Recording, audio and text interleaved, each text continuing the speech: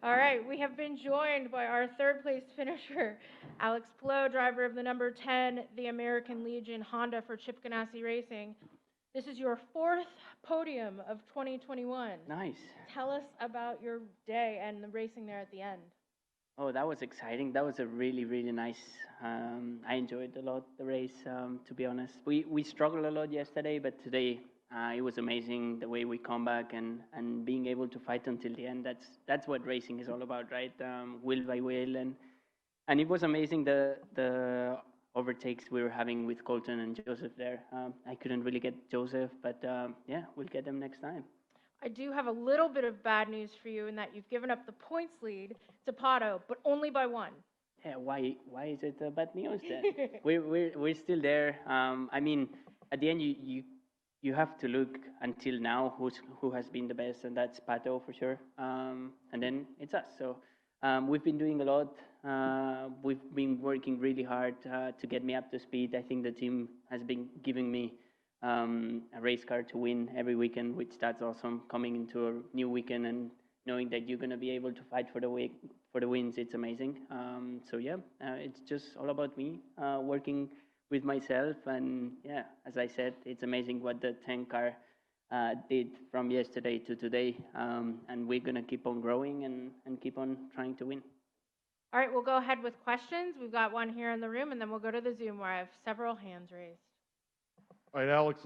Michael Shelton from the Checkered Flag podcast. Congratulations on the third place finish. Not bad for your first run at Belle Isle. I was just curious, besides the better starting position today, what were you able to do today as opposed to yesterday?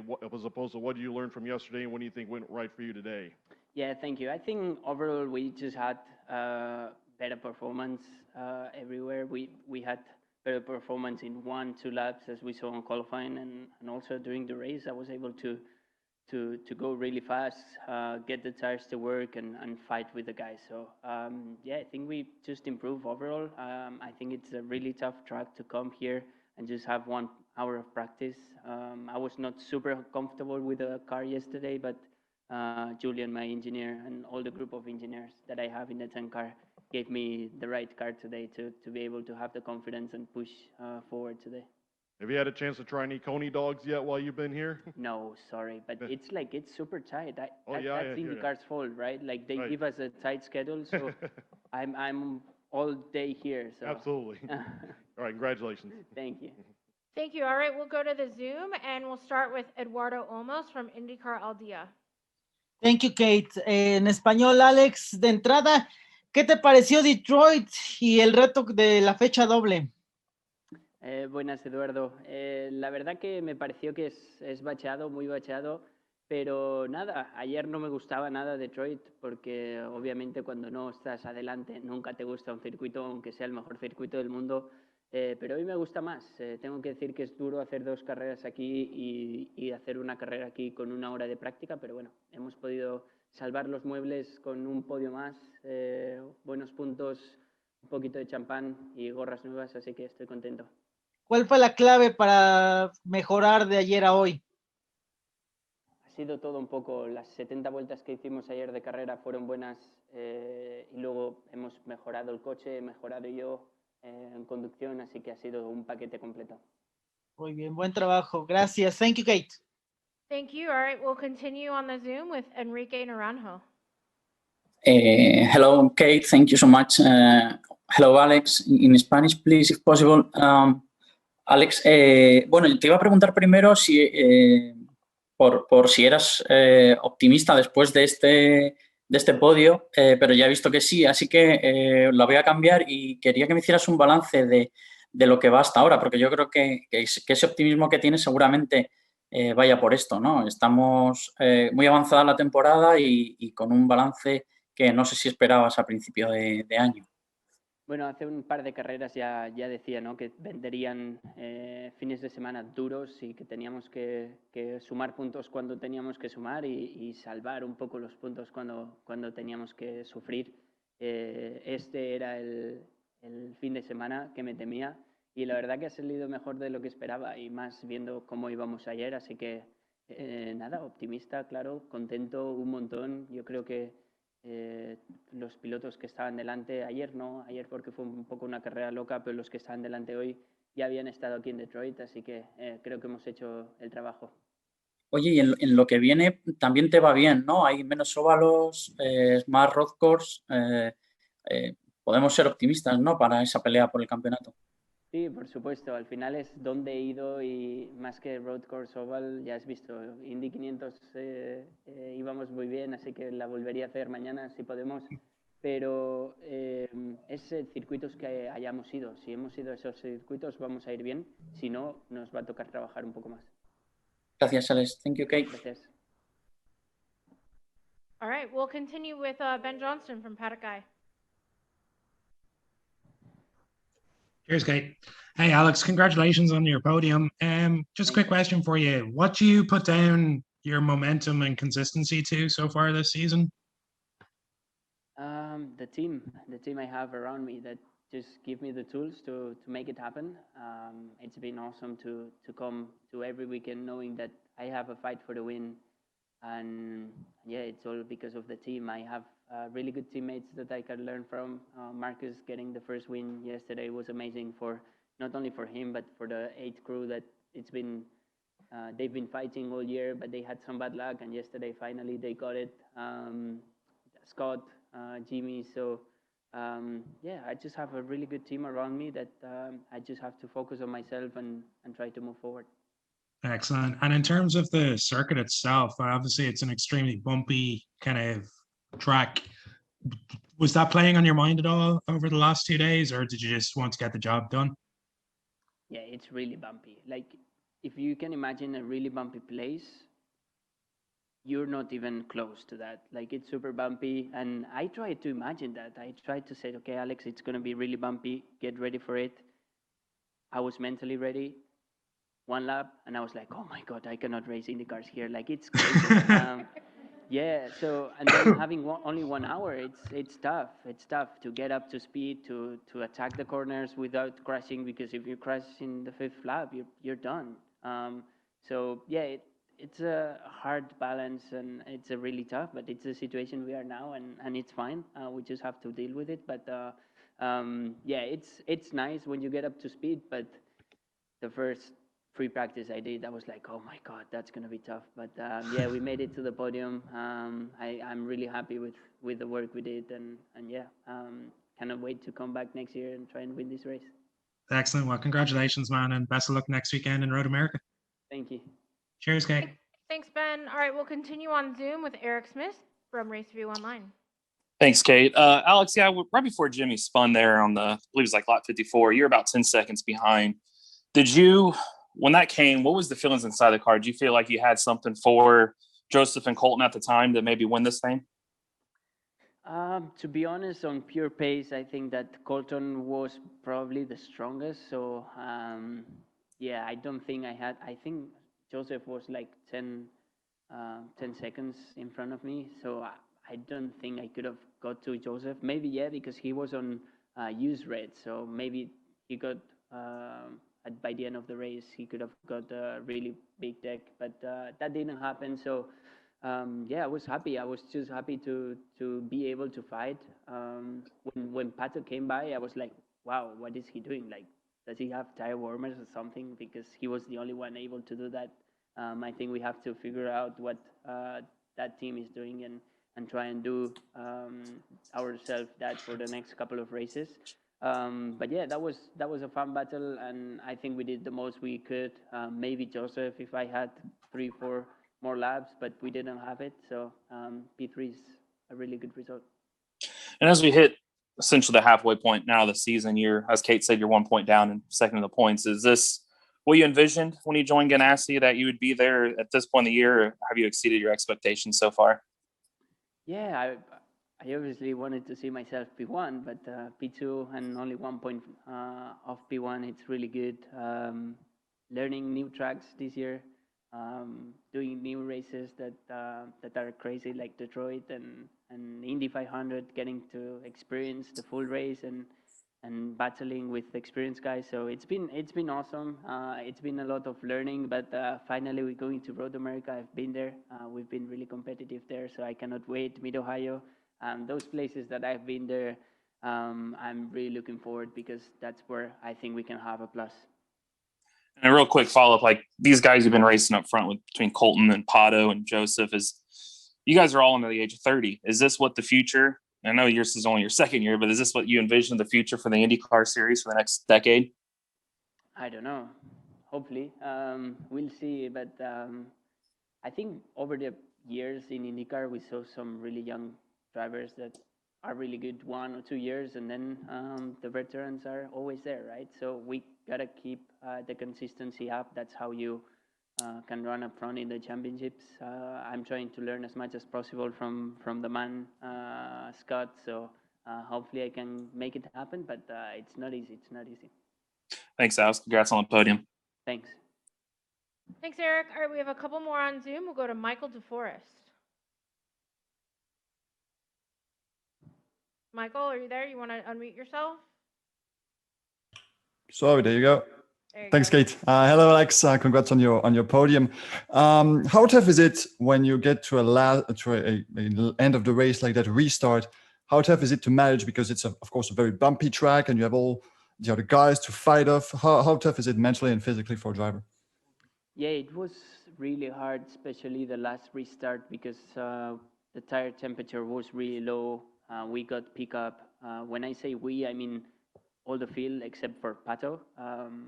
And we couldn't really run aggressively. As soon as you run aggressively, I had some big moments over the bumps, getting into a corner. So that was really tough. I didn't really enjoy that until I came with, I arrived to Colton and to Joseph, and then we started battling. We had, let's say, the same issues, but Pato was already, he lifted, so he was way in front of us. But yeah, it's challenging because you've done like 65 laps. It's really hard, but yeah, it's always nice when you can have really close battles. And obviously everyone was talking about the heat and how tough it was going to be physically for these 2 races. Now that you have been through it, was it as tough as you probably expected, or even tougher, or maybe a bit easier than you expected?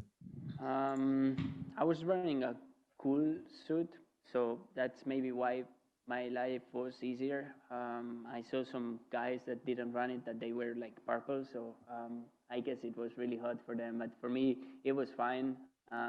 It's really challenging physically, but it is what it is, and it's the same for everybody. I think that's good as a series, that you can make a difference physically. So yeah, you always think you're ready, but you always want to be even more prepared. Thanks, Alex, and good luck next week. Thank you. Thank you. We'll come back to the room for a few. We'll go to Tim May. Oh, thank you, Kate. Hey, Alex, as you studied Pato's restart there, especially at the end, was it so much he had clean tires, or did it seem like his tires were warmer too? I mean, because I've talked to a couple of drivers, they seem to have some kind of technique they're using now, which I would think you guys are going to study too. But what just stood out about it?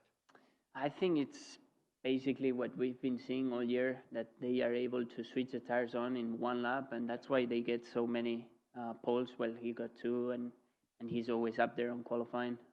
But that's also why he had to do an extra stop in Indy Road Course in St. Pete. So there's a compromise, right?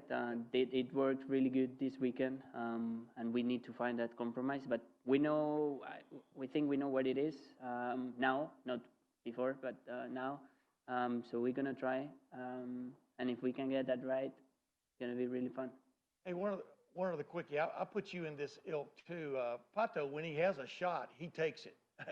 You do too. I mean, where does that come from? That not just to get up on a guy, but go for it. I mean, where does that come from? And do you agree he has that about him? Yeah, I think he's really aggressive, but really good aggressiveness.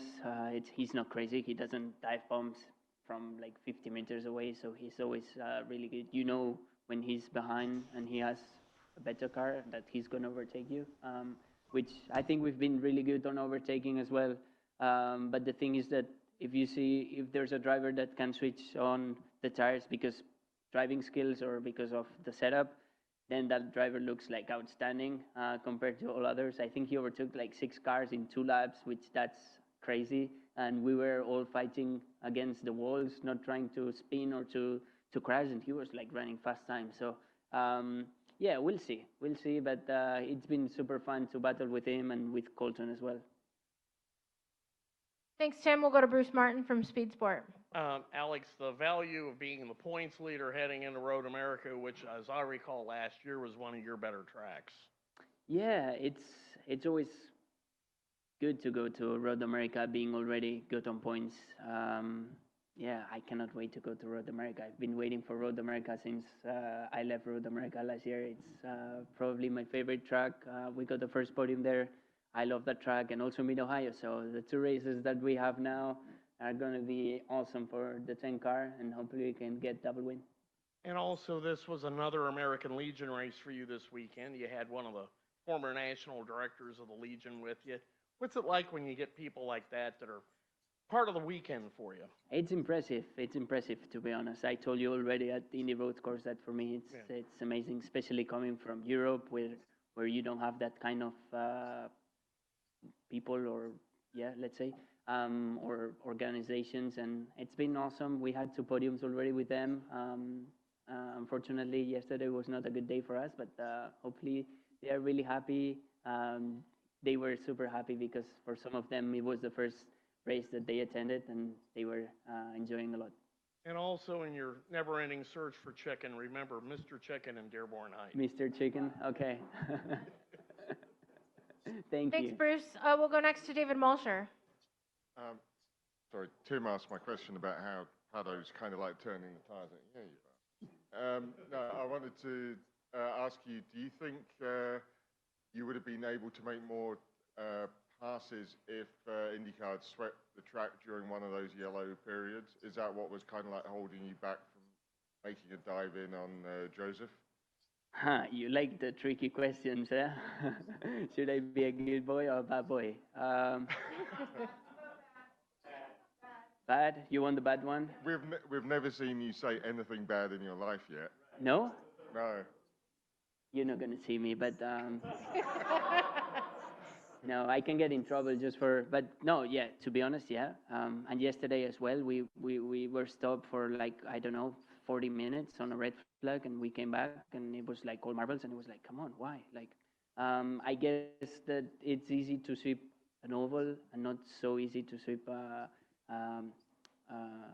street course. So maybe that's why we should understand. I don't, but yeah, for sure, if we didn't have those marbles, overtakes would have been a lot easier. We wouldn't seen so many lockups, because as soon as you were running offline, even on the inside a little bit, it was suddenly big pickups, and you would spend like 2-3 corners to take those pickups again. So yeah, for the next time, it would be nice if we can get the track sweep.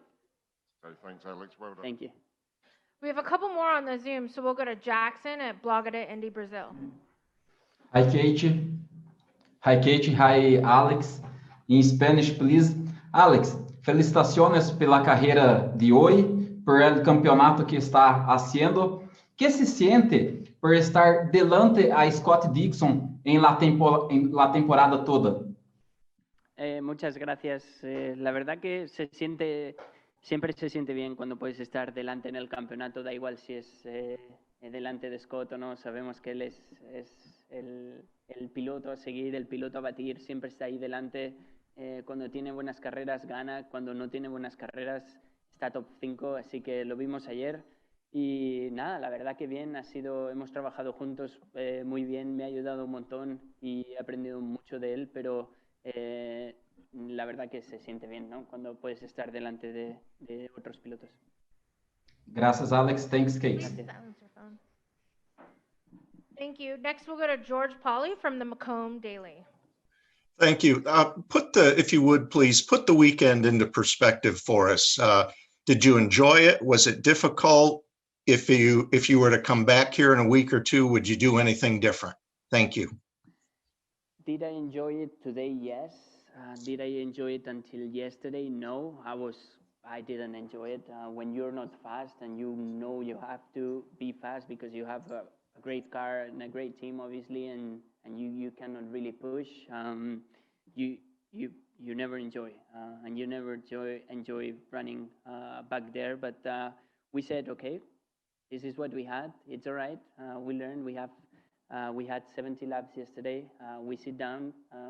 We were looking at everything we could do for the car, everything we could do on driving, and we went on qualifying blind, and we passed on Q2 like P6, like on the limit, and then suddenly we were fighting for the pole. So what I said, the curve we made since the beginning of the weekend was amazing, and I did enjoy a lot today, qualifying and the race and last lap. So it's always good to be here talking with you guys, because that means it was a good weekend. So looking forward to the next ones. All right, we'll take one more from the Zoom. We'll go to Luis Ramirez from Motorsport Latam.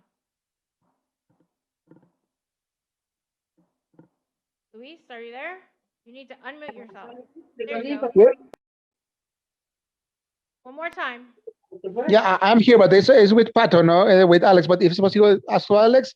Alex, en español, gracias por los minutos. Un punto de diferencia en este momento contra Pato. ¿Cómo te sientes en este punto del campeonato cuando estamos por entrar a la segunda parte de la temporada?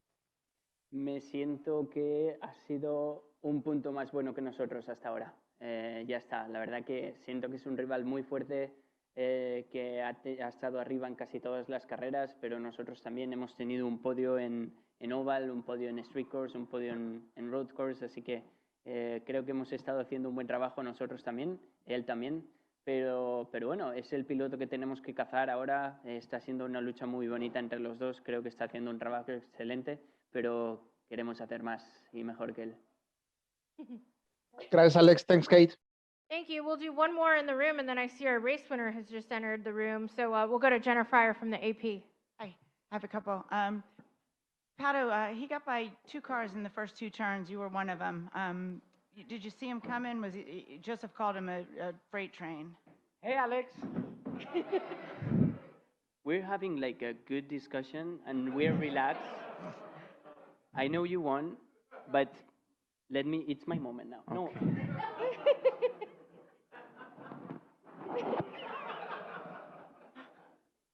Okay, yes. Okay, yes? Yes, you saw him coming quick?